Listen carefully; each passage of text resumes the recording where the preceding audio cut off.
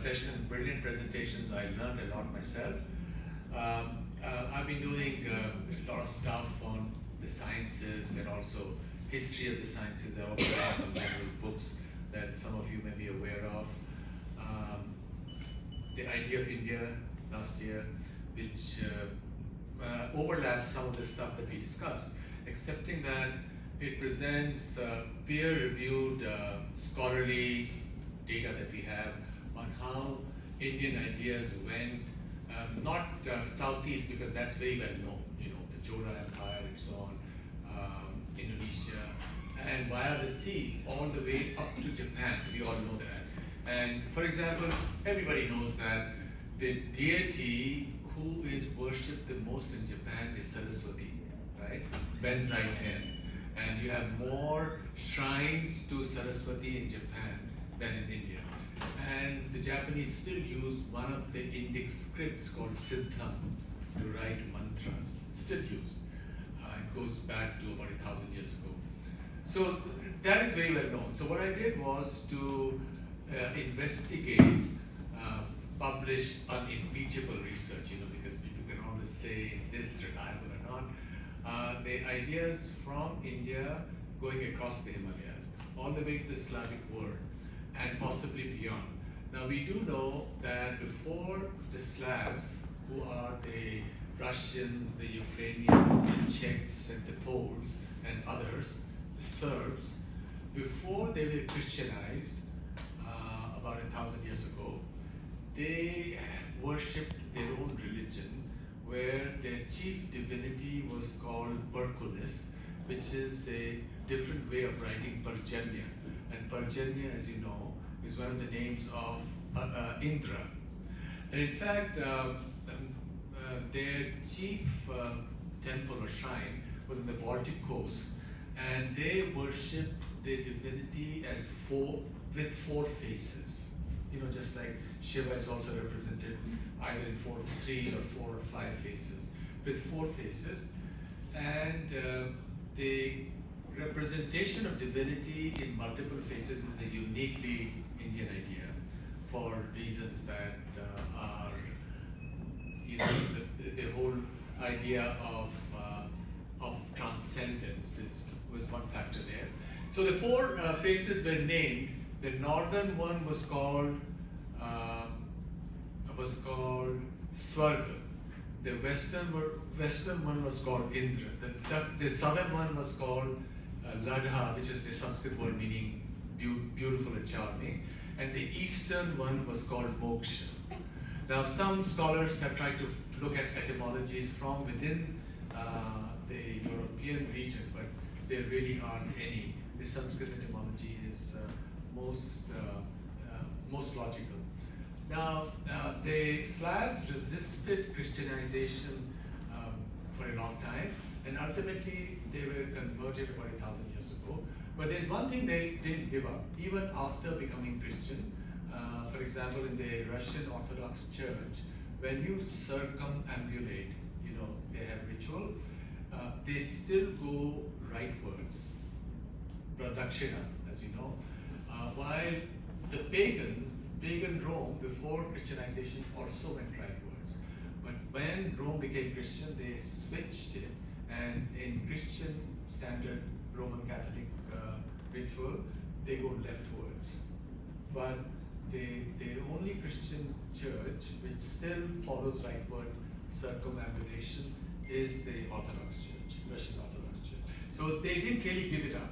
And in fact, in their own homes, they still followed old customs, which is why Russian religion is also called do-veri, or two truths, verity, as we know that connection, do-veri. And that's one, as a student of someone who's loved literature and done a lot of literature, or read a lot of literature, one of the reasons why Russian novel is so powerful is because it touches on themes which are related to this conflict between the outer religion and the inner religion. So the Russian character is very, very complex for this reason.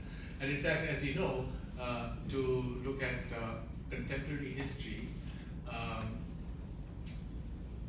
Napoleon invaded Russia, Moscow, and that's where he turned back, and so did Hitler, and Hitler was defeated.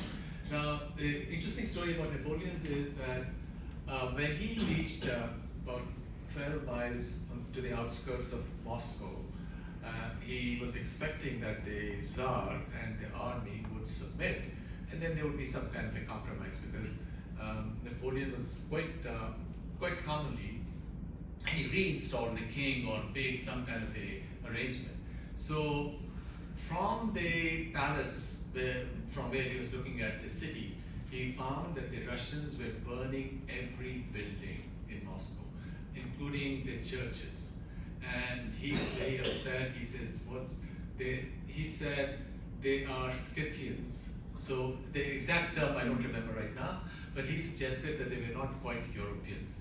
And something very interesting also happened 2 years ago, when one of the Ukrainian leaders said that, look, Ukrainians are Europeans and Russians are not. So this is a fundamental war which is going on right now between true Europeans and Scythians, or Shakas, as we know. Scythians were called Shakas in Sanskrit. So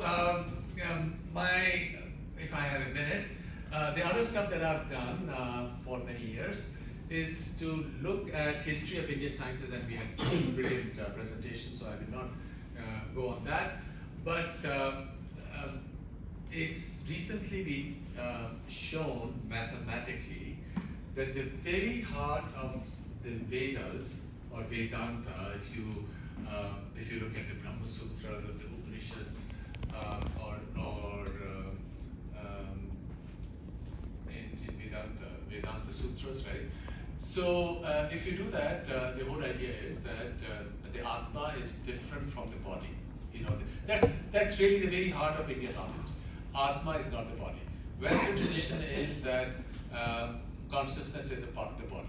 It emerges from the body. You know, emerges from the complexity of the brain circuits. So if somebody were to say, what's the difference? This is the difference between the Western view and the Indian view. And there's a theorem which is published in the leading journal in the field, which is called the Journal of AI and Consciousness, a mathematical theorem based on logic, which proves that indeed consciousness cannot emerge from the body. So it does mathematically prove that the Indian way is right. So I think since consciousness has become the frontier of all of science, whether you look at it from the perspective of cosmology or computer science, the question is, why can't a computer be conscious? If not now, say 100 years from now, right? Or psychology, neuroscience, the question is, where exactly in the brain is the self located? Now, this is the frontier in all of these fields. This theorem shows that consciousness is not to be found in the body. So ultimately, what Vedanta, through its own argumentations, the whole tradition that we have, what Vedanta has taught is being proven mathematically, which would indicate, because in the West, the tradition has been, well, we're not going to accept anything except unless it's a part of the scientific narrative. The moment you bring something into the mathematical description, then it becomes a part of the scientific narrative. So I would imagine, as the world changes, and it's changing in the most fundamental ways now, one is, of course, can computers be conscious? The other fundamental change that some of you may not have heard about is that the world population is beginning to collapse in a huge way, and there are some projections. This is a demographic institute in Denmark.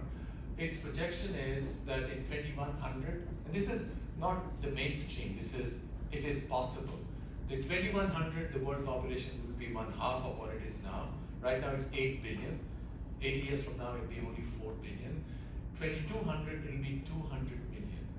And 2300 CE or AD it will be only 100 million. Just imagine, the whole countries would get depopulated.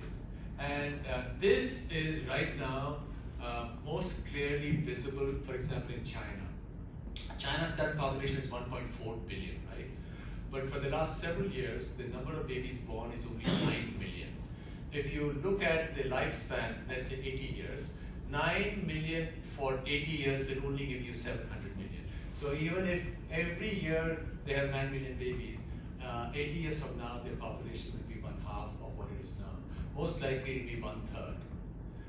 India's population also will go down, but 20 years from now, because India's total fertility rate also has dropped below replacement. So the whole world is going through changes that we can't imagine, and I think looking at Dharma in the global age, these issues create another complication, if you will, or another complexity which the leaders here and future leaders would want to look at.